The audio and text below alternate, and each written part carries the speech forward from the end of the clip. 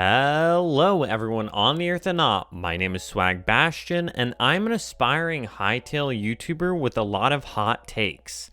I'm starting to make Hytale videos so that instead of getting downvoted on the subreddit by a bunch of little kids, I can just get disliked on YouTube by a bunch of little kids.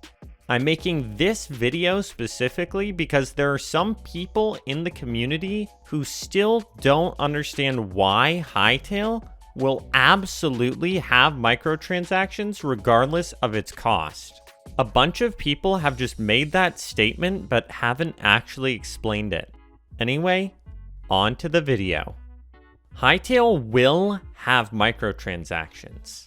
The developers have stated that they want to support the game for many years to come, and that's pretty much already assumed for any legitimate game development company making a game as a service.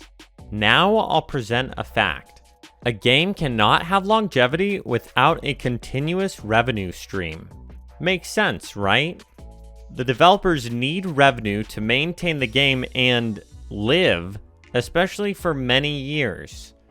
Look at any game that has been around for a while and you'll see that the developers of these games or franchises have a way to get continuous or at least consistent revenue. League of Legends and Fortnite have paid cosmetics. Minecraft has been ported to most platforms. Call of Duty has a new game every year.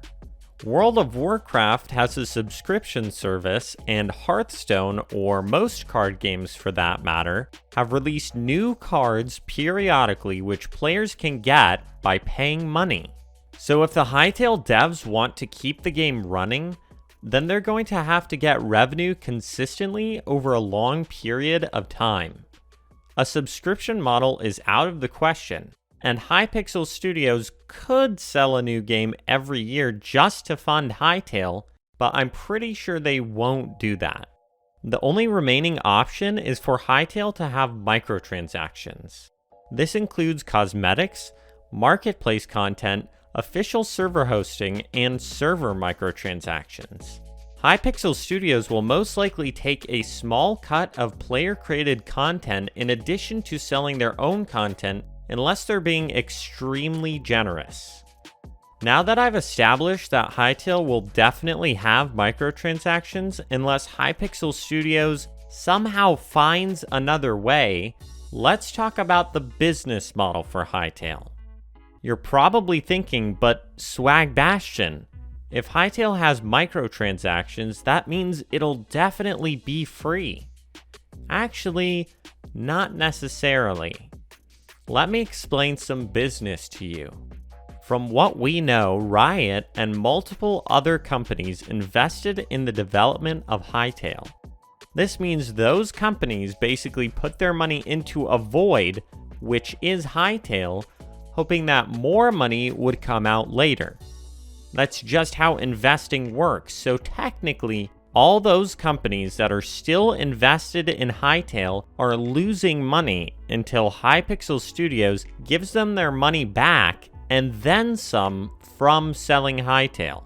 Since a free-to-play game with a pure microtransaction model doesn't make any revenue immediately, there is an option for an initial burst of revenue.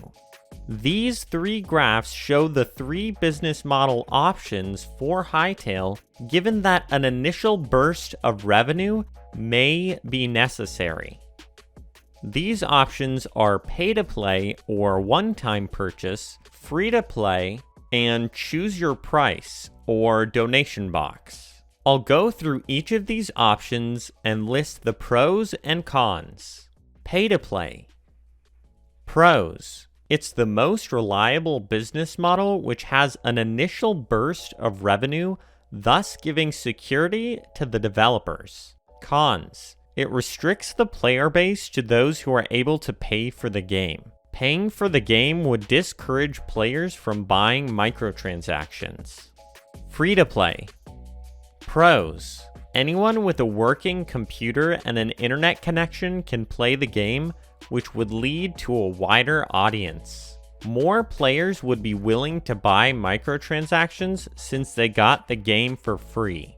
Cons. Not the most reliable business model since there's a possibility that not enough players will buy microtransactions. Choose your price. Pros. It has the exact same pros as free-to-play, but there are actually more. Players wanting to support the devs directly would have an easy and clear way to do so. It still provides an initial burst of revenue, though not as large as pay-to-play. Cons. This business model would be very confusing if not done right. It's never been done before for a non-indie game, and the developers would be relying on the generosity of players for extra revenue, which is almost guaranteed to exist, so this isn't really a con.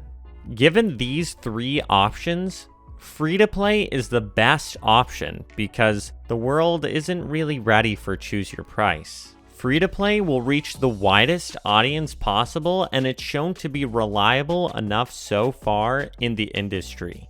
For all the people that are still somehow holding on to the hope that Hytale will have a price, sorry, but Hytale will almost certainly be free to play, and there isn't really a reason you'd want it any other way, because it's literally impossible to get all of the content for the game with a single payment. Anyway, that's all for this video, and I hope it's the last video about Hytale's business model you'll ever have to watch. Please tell me your thoughts in the comments below. Like the video if you like the video, subscribe if you like my videos, and have a day one.